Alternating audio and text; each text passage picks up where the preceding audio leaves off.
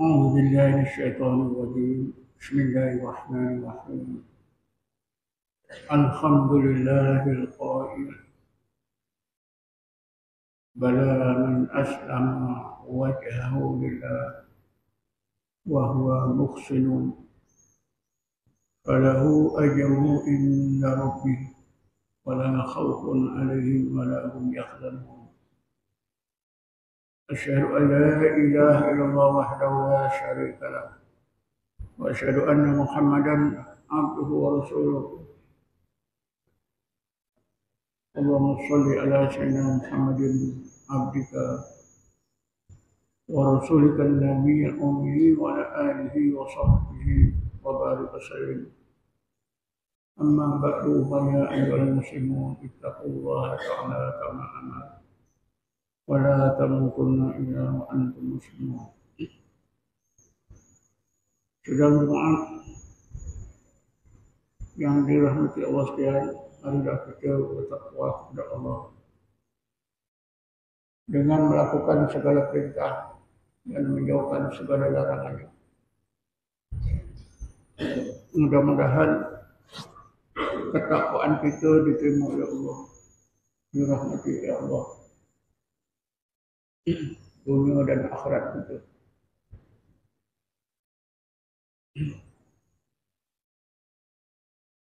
Di akhir zaman ini ramai orang-orang Islam, ramai umat Nabi Muhammad yang tidak tahu asas agama Islam itu sendiri. Rata-rata umat Islam di akhir zaman ini mengetahui bahawa asas agama Islam ialah Islam rukunnya 5, iman rukunnya 6. Sedangkan asas agama Islam adalah 3. Selain daripada Islam, iman, yang ketiga ialah ihsan. Bukan saja orang yang tidak berpendidikan tinggi, yang tidak mengetahui 3 asas agama. Ramai orang-orang yang dianggap alim pun tidak tahu 3 asas agama. Jibril alaihissalam ketika menyampaikan 3 asas agama, dijelaskan menerusi satu dialog antara Jibril dengan Rasulullah SAW, dihadiri oleh ramai sahabat.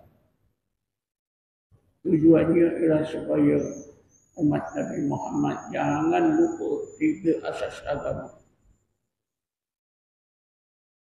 Apabila Nabi ditanya oleh Jibril apa itu Islam, maka Nabi kita Muhammad SAW menjawab dengan rukun Islam yang 5. Jibril sebagai guru kata betul, jawapan kata betul ya Muhammad.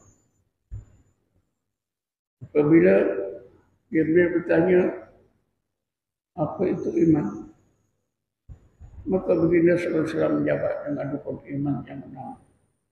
Lalu Jibril sebagai guru menegaskan betul jawapanmu itu yang Muhammad. Kemudian Jibril bertanya, wa mal ihsan, apa itu ihsan? Rasulullah menjawab dengan sabdanya, al-ihsan an ta'budallaha ka'annaka tarahu fa in lam takun tarahu fa innahu yaraka. Ihsan itu ialah Anda beribadat kepada Allah seolah-olah Anda melihatnya. Jika Anda tidak lagi terasa seolah-olah melihat Allah, Anda akan terasa Allah sentiasa melihat diri Anda. Apabila Jibril sudah menghilang daripada majlis Rasulullah dan para sahabat, maka Rasulullah bertanya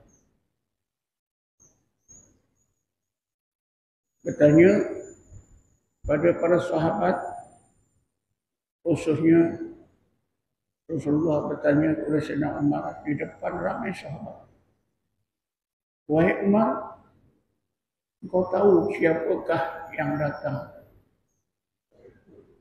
menyoal aku tentang perkara yang tersebut? Maka Sayyidina Umar menjawab, Allah dan Rasulnya saja yang mengetahui. Aku tak tahu ya Rasulullah.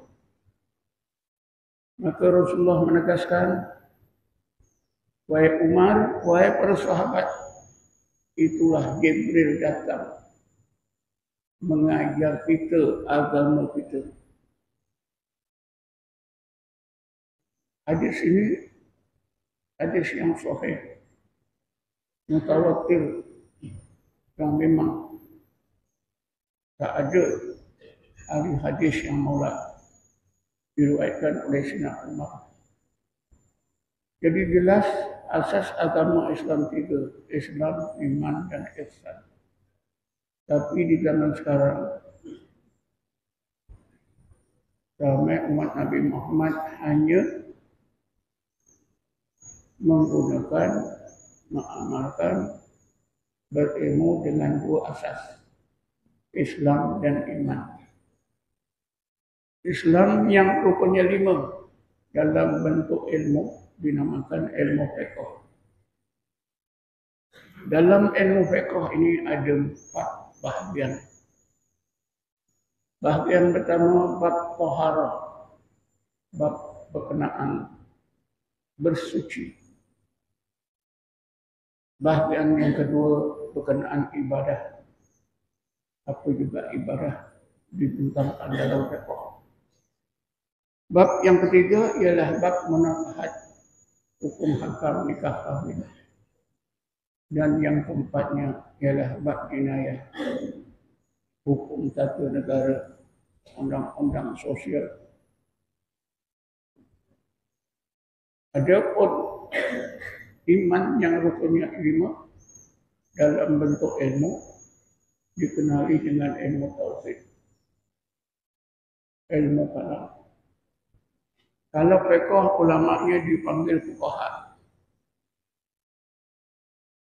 Kalau ilmu tauhid ulamanya dipanggil ulama ilmu kalam, ulama tauhid. Dua ilmu inilah yang dipelajari oleh kita sejak tadika. Meningkat ke sekolah menengah, meningkat ke college, meningkat ke universiti, sampai mendapat ijazah BA, MA, PhD, sampai menjadi profesor pun di bidangnya. Bagaimana nasib ihsan? Tak dipeduli. Dalam bidang fiqh kita semua bersungguh-sungguh ikut mazhab Syafi'i. Kita kata alhamdulillah betul fiqhku karena aku ikut Imam Syafi'i. Ada yang mengikut mazhab Hanafi, Maliki dan Hanbali. Sesat. Dalam akidah kita ikut aliran ahli sunnah wal jamaah. Kita juga berasa lega. Tetapi bila sampai kepada asas agama yang ketiga, ihsan, siapakah yang kita ikut? Adakah ihsan ini terbiar? Tidak ada ulama yang mengistihadkannya.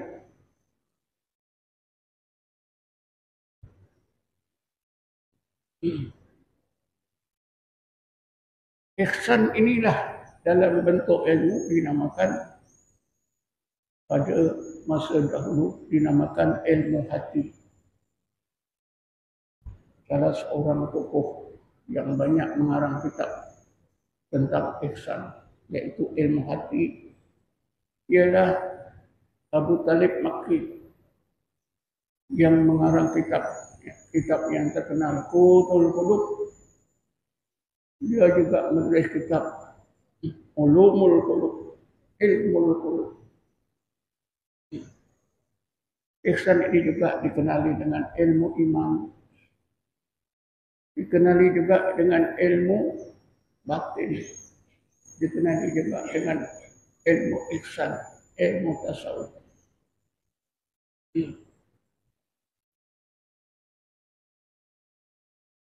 Kalau ilmu tauhid ada ulama yang mengistiadatkannya, maka begitu juga di bidang ihsan. Ada ulama yang mengistiadatkannya.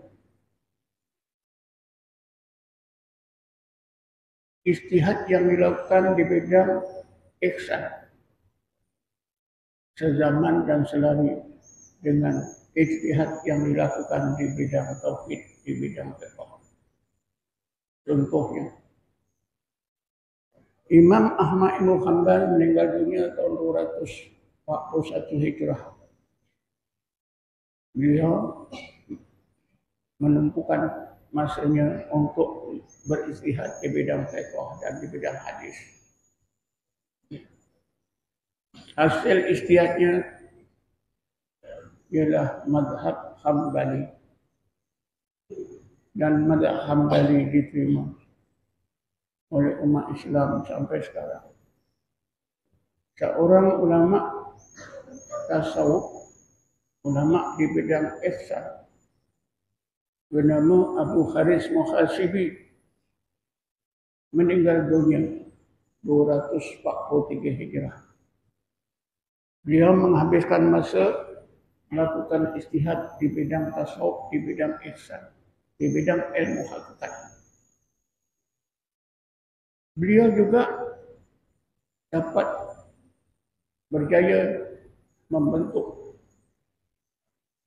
satu aliran tarekat yang dikenali dengan tarekat Muhasibiyah. Beliau juga mewariskan kepada umat Islam banyak kitab-kitab di bidang ihsan, di bidang ilmu hakikat, di bidang ilmu tasawuf. Antara yang terkenal ialah kitabnya Ar-Ri'ayah li Huquqillah yang sebesar Quran. Di dalamnya ditulis segala apa-apa yang penting di dalam ilmu ihsan, dalam ilmu tasawuf. Termasuklah amalan zikir dan muraqabah. Dia juga menulis kitab-kitab yang lain. Adab-adab murid terhadap guru. Risalah Al-Mustarsyidin. Beliau juga menulis kitab Adabun Nufus, adab berkenaan dengan nafas. Sudah lengkap. Jadi kalau di pertengahan abad ketiga, Imam Ahmad melahirkan mazhab Hambali. Abu Haris Muhasibi melahirkan tarekat Muhasibiyah.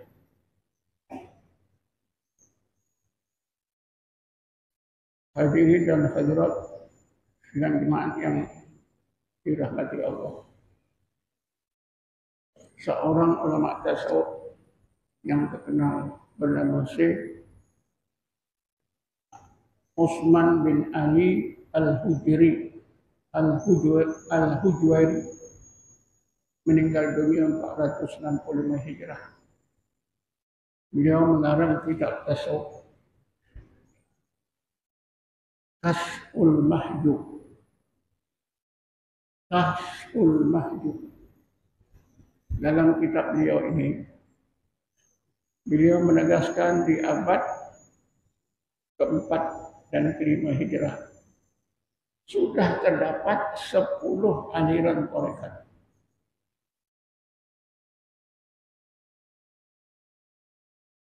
Selain daripada tarekat Mukhasibiyah, berdasarkan kepada Syekh Abu Khalis Mukhasibi, terdapat juga tarekat Taifuriyah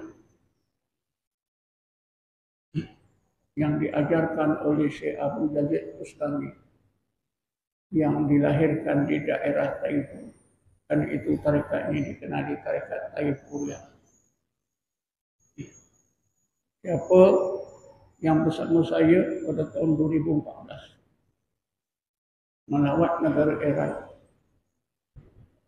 sama-sama dapat ziarah Masjid Abu Yazid Bustami yang terletak di utara negeri Iran. Masjidnya itu lebih kurang besar seperti surau kita ini juga. Dan masjid itu masih ditadbir oleh anak cucu Abu Yazid Bustami, oleh mereka yang beramal dengan tarekat Taifuriyah, karena kita berpeluang berbual-bual.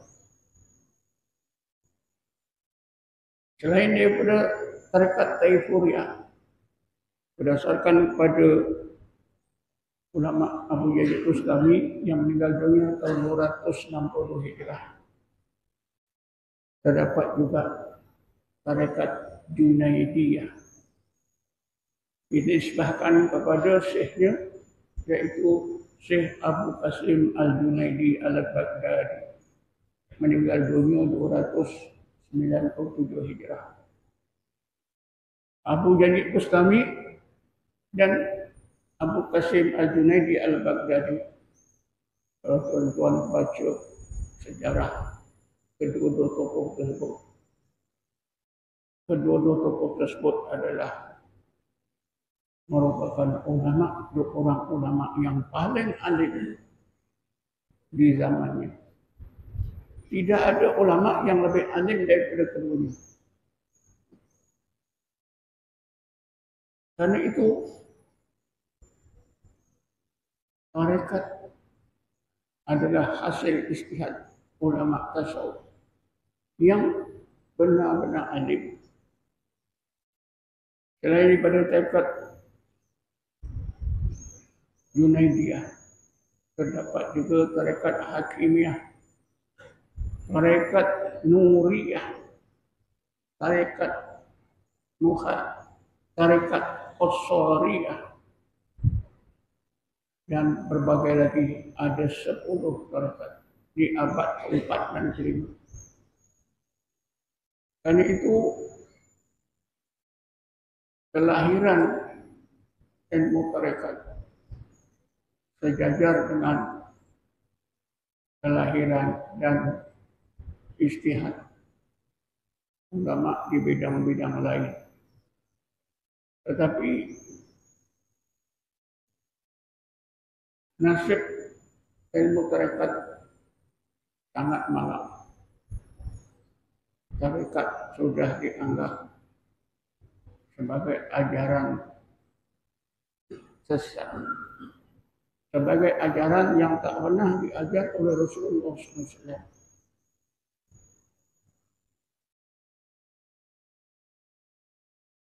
Malahan kalau kita tengok dalam Quran, satu amalan yang dijelaskan oleh Allah dalam Quran sejelas-jelasnya ialah amalan tarekat. Ayat 190 hingga 161. Bismillahirrahmanirrahim. Surah Al-Imran. Bismillahirrahmanirrahim. Inna fi khalqis samawati wal ardi ikhtilafil laili wan nahari laayatin liulil albab. Alladzina yadhkuruna Allaha qiyaman wa qu'udan wa 'ala junubihim wa yatafakkaruna fi khalqis samawati wal ardi. Rabbana ma khalaqta hadza batila subhanaka faqina adzabannar. Sesungguhnya di alam malakut kejadian-kejadian yang terletak di langit dan di alam malakut kejadian-kejadian yang terdapat di bumi.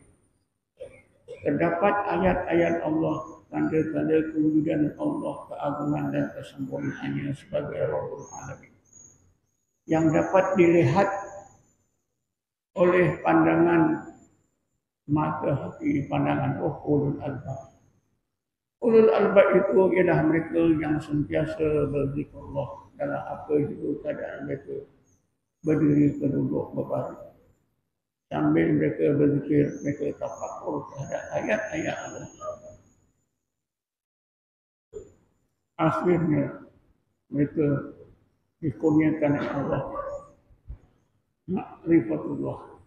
Lalu mereka mengucapkan, Rabbana ma khalaqta hadza batila subhanaka faqina adzabannar. Kalau kita pahami kedua-dua ayat ini, inilah kita akan dapat kesimpulan, inilah kumpulan orang tarekat, jamaah tarekat yang Allah sebut dalam Quran. Mereka sentiasa zikir dan tafakur. Inilah amalan dalam mana-mana tarekat.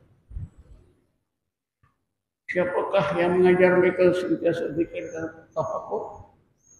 Yakni ya Rasulullah SAW.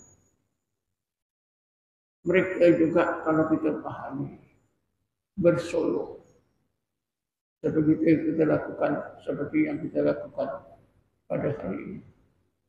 Tanpa mereka itu duduk di satu tempat beramai-ramai, mereka tak mampu terus berzikir dan tafakur.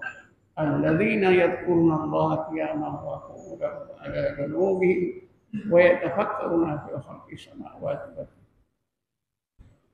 Bila kita bersolok di sini, kita terus berzikir dan muraqabah kepada Allah. Muraqabah inilah tafakur. Jelas amalan tarekat itu dicontohkan oleh Allah dengan golongan ulul albab, dan mereka adalah merupakan murid-murid Rasulullah SAW. Tapi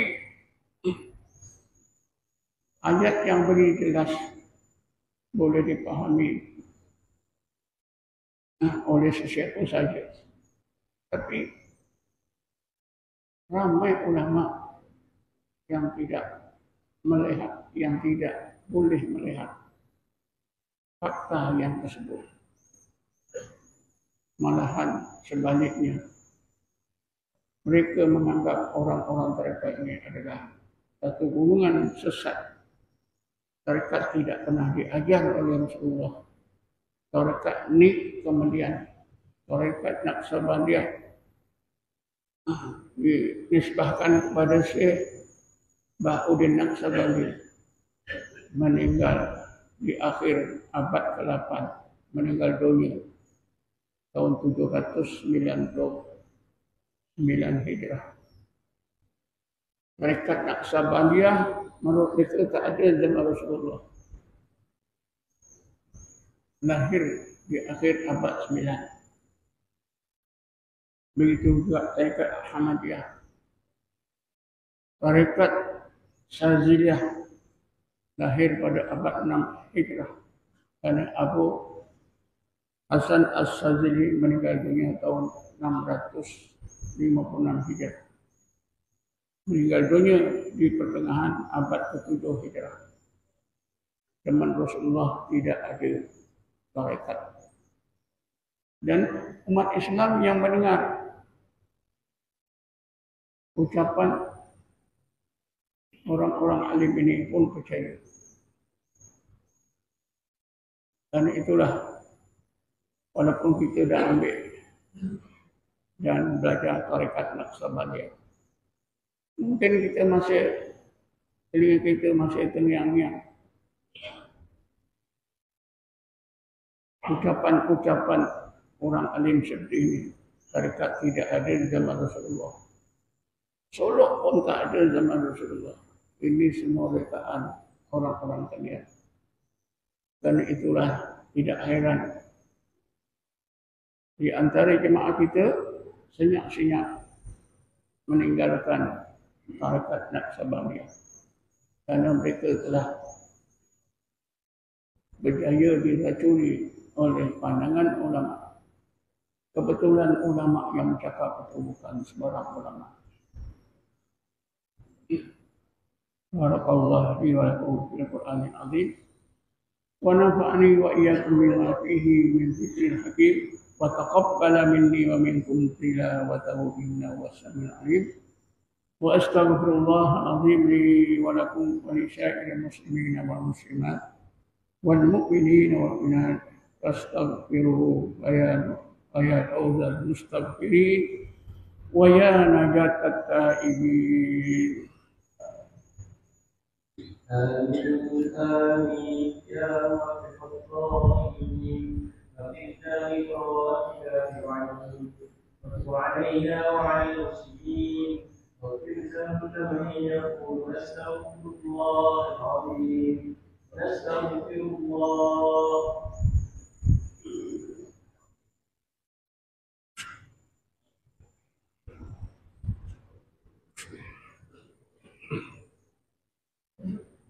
أعوذ بالله من الشيطان الرجيم بسم الله الرحمن الرحيم الحمد لله القائل ولا تفسدوا في الأرض بعد إصلاحها وادعوه خوفا وطمعا إن رحمة الله قريب من المحسنين أشهد أن لا إله إلا الله وحده لا شريك له وأشهد أن محمدا عبده ورسوله اللهم صل على سيدنا محمد نور الأنوار وعلى آله الأطهار وأصحابه الأخيار وسلم تسليما كثيرا. أما بعد فيا أيها المسلمون اتقوا الله تعالى كما أمر ولا تموتن إلا وأنتم مسلمون. Marilah kita sama-sama bertakwa kepada Allah, melakukan segala perintah, menjauhkan segala larangan, zahir dan batin dengan hati yang ikhlas. Mudah-mudahan ketakwaan kita diterima oleh Allah dan kita dikurniakan oleh Allah sifat tawakal. Apabila kita takwa dan tawakal, maka sempurnalah kita sebagai hamba Allah.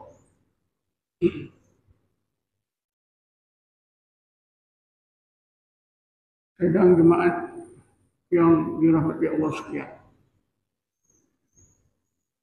apabila seseorang umat Nabi Muhammad sampai ke tingkat Islam, maka dia menjadi seorang Muslim.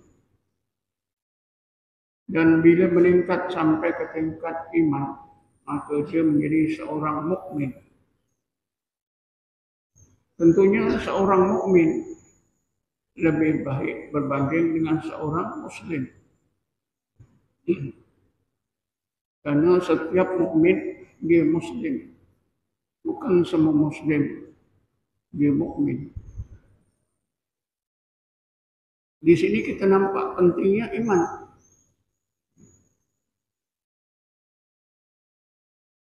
Tetapi apabila kita sampai ke tingkat ihsan, maka kita menjadi seorang muhsin. Muhsin adalah yang tertinggi. Karena seorang muhsin, dia juga seorang mukmin, dia juga seorang muslim. Seorang muslim, dia bukan mukmin, apatah lagi muhsin. Bukan mukmin, bukan muhsin. Seorang mukmin, dia seorang muslim, tapi dia bukan seorang muhsin. Tapi bila seseorang sampai ke tingkat ihsan menjadi muhsin, maka seorang muhsin itulah yang lengkap, yang menjadi hamba Allah sebaik-baik hamba Allah.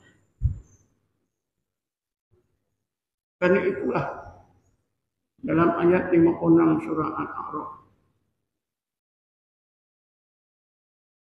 Allah sebutkan keistimewaan bagi umat Nabi Muhammad yang sampai ke tingkat ihsan menjadi seorang muhsin. Di hujung ayat 56 surah Al-A'raf Allah berfirman, Bismillahirrahmanirrahim. Inna rahmatallahi qaribum minal muhsinin. Sesungguhnya rahmat Allah itu sangat hampir dengan golongan muhsinin. Inilah satu-satu ayat yang menegaskan bahwa golongan muhsinin ditenggelamkan oleh Allah dalam rahmatnya, zahir dan batin, dunia dan akhirat. Bagaimana golongan mukminin tidak diberi jaminan seperti ini? Bagaimana golongan muslimin? Lagilah jauh. Inna rahmatallahi qaribum minal muhsinin.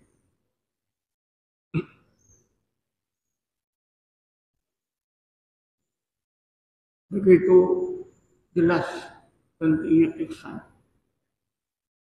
Dan orang yang berjaya sampai ke tingkat ihsan ini disebut oleh Allah juga dalam ayat 112 surah Al-Baqarah yang sepatutnya kita ingatkan. Ayat 112 surah Al-Baqarah, karena ayat ini sangat berkaitan dengan diri kita. Bismillahirrahmanirrahim. Bala man aslama wajhahu lillah wa huwa muhsinun falahu ajruhu inda rabbih wala khaufun alaihim wala hum yahzanun. Ayat ini pada hakikatnya Allah terangkan umat Nabi Muhammad yang berjaya ketika ihsan akan dikurniakan oleh Allah 4 kelebihan. Yang pertama, aslama wajhahu lillah. Yang pertama, orang yang sampai ke tingkat ihsan berjaya menyerahkan diri zahir dan batin menjadi hamba Allah, sebaik-baik hamba Allah. Maka tercapailah orang yang sampai ke tingkat ihsan itu tujuan Allah jadikan manusia. Wa ma khalaqul jinna wal insa illa liya'budun. Aku tak jadikan jin dan manusia kecuali semata-mata supaya jin dan manusia itu menjadi hamba. Yang kedua, orang yang sampai ke tingkat ihsan akan menjadi seorang muhsin, wa huwa muhsinun. Tadi sudah disebut inna rahmatallahi qaribum minal muhsinin. Yang ketiganya, falahu ajruhu inda rabbih. Bagi orang tersebut segala pahala kebaikannya disimpan oleh Allah. Kita sudah pelajari semasa ini bahwa setiap kita ada 2 malaikat yang mencatat amal baik dan amal buruk itu, kiraman katibin. Tetapi bagi orang yang sampai ke tingkat ihsan,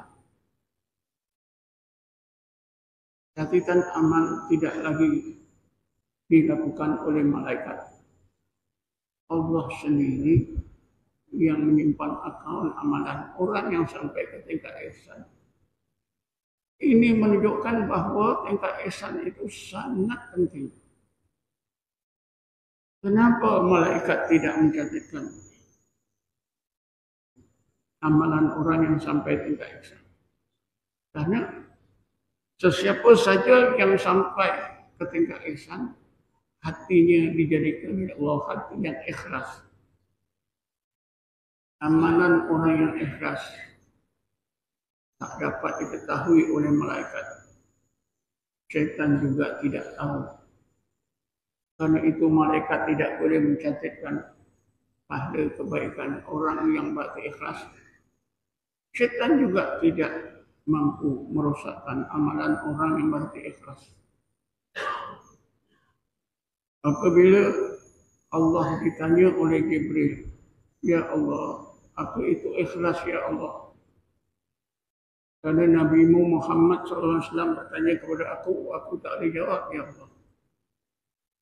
Maka Allah berfirman dalam sebuah hadis kursi, wahai Jibril, al-ikhlas sirrun min asrari awda'tu fi qalbi man akhbaqtu min ibadi fala yatla'uhu malakun fayuktabahu wala syaitanun fayufsidahu. Wahai Jibril, ikhlas itu adalah satu rahasia dari berbagai rahasiaku yang aku limpahkan ke dalam hati orang-orang yang aku kasihi dari kalangan hamba-hambaku. Tidak ada malaikat yang mengetahuinya, maka tidak ada malaikat yang mampu menuliskan kebaikan orang yang berarti ikhlas. Syaitan juga tidak tahu. Karena itu syaitan tidak boleh merosakkan amalan orang yang berhati ikhlas. Jadi inilah kebaikan yang ketiga bagi orang yang mencapai derajat ihsan. Hatinya dijadikan oleh Allah hati yang ikhlas. Itu selalu disarankan oleh ustaz-ustaz kita. Beramallah dengan ikhlas. Beramallah dengan ikhlas. Macam mana nak beramal dengan ikhlas? Ya Ustaz, niatkan saja. Aku beramal ini untuk Allah. Kita pun lega, rasa-rasa. Semua amalan kita memang kita niatkan oleh Allah. Jadi kita rasa amalan kita sudah ikhlas. Sedangkan amalan yang ikhlas itu hanya boleh dilakukan oleh orang yang berhati ikhlas. Orang munafik amalan sesuai dengan munafik. Seorang Muslim amalannya sesuai dengan Islamnya. Seorang mukmin amalannya sesuai dengan imannya. Begitulah seorang Muslim. Hatinya dijadikan Allah hati ikhlas. Apa saja amalannya menjadi sebaik-baik amal. Sedang jemaat yang dirahmati Allah sekalian. Biasanya dalam bulan Ramadan ini kita diingatkan, kejarlah, carilah, tunggulah Lailatul Qadar. Hanya setahun satu malam saja. Jadi ramai dari antara kita yang memang reservekan tenaga untuk bermalam di malam Lailatul Qadar. Karena setahun sekali saja kebaikannya lebih 1000 bulan. Lebih baik kita beribadat daripada 1000 bulan. Sebenarnya ulama tasawuf menjelaskan sayang betul kamu Lailatul Qadar kamu setahun satu malam saja. Kesian. Kalau kamu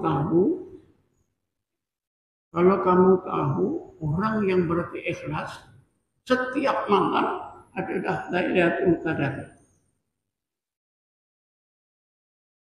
Kalau kamu tahu orang yang berhati ikhlas setiap malam bila mereka beribadat, setiap malam adalah Lailatul Qadar. Kalau setahun ada 360 hari, maka bagi orang yang berhati ikhlas, Lailatul Qadar mereka 360 malam. Kita kejar-kejar tunggu satu malam, satu tahun. Itu pun apa yang berlaku wallahu a'lam. Begitulah pentingnya tingkat ihsan yang sudah dilakukan oleh kita semua.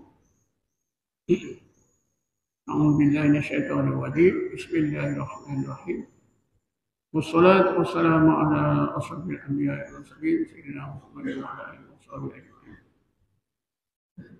اللهم اغفر لنا وارحمنا واغفر لنا وارحمنا واغفر لنا وارحمنا ولآبائنا ولأمهاتنا ولذوي الحقوق الواجب علينا ولجميع المسلمين والمسلمات والمؤمنين والمؤمنات برحمتك يا أرحم الراحمين.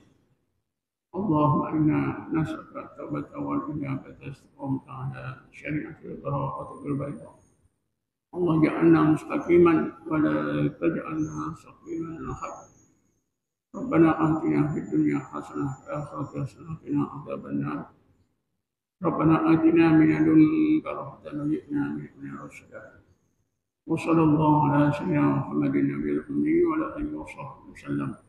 الحمد لله رب العالمين. عباد الله، إن الله يأمر بالعدل والإحسان وإيتاء ذي القربى وينهى عن الفحشاء والمنكر والبغي يعظكم لعلكم تتقون. واذكروا على نعمه يزدكم واذكروا الله العظيم يذكركم واذكروا الله يذكركم والله يعلم ما تصنعون. أقيموا الصلاة.